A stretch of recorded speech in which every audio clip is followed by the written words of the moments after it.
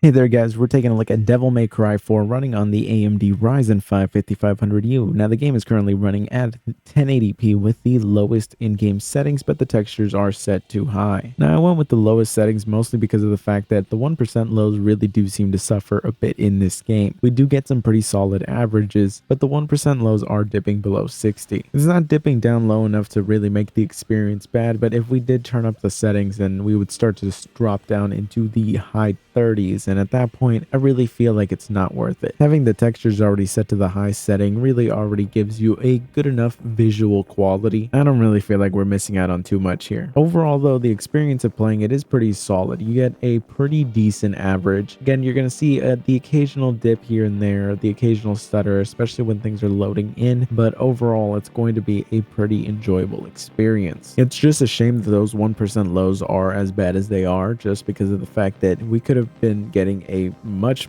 better experience here, where having a high refresh rate monitor might be a solid option. I would say that for the most part it is, just because the stutters that end up happening that cause those 1% lows don't happen too frequently, and a lot of the times they just happen when you're loading in from area to area, but they will happen on occasion, sometimes when there's just a lot of action going on. So it really just depends. Really, overall this is a very solid game that runs fantastically on here. It looks great. You're running it at the full 1080p resolution. It still looks fantastic even though it's at the low quality settings, just because you have the textures set to the high settings. So overall I recommend this game on this chip. It runs perfectly, and it's also one of those games where it's just an absolute classic. If you're just into the sheer ridiculousness of just anime, this is it. It's almost surprising to think that this originally started off, and I mean the franchise in general, started off as like an offshoot of Resident Evil before it just went down its own direction. So it's just interesting to think the huge contrast in tone. But anyways, I hope you found this video useful. If you did, be sure to subscribe, and I will see you guys in the next one.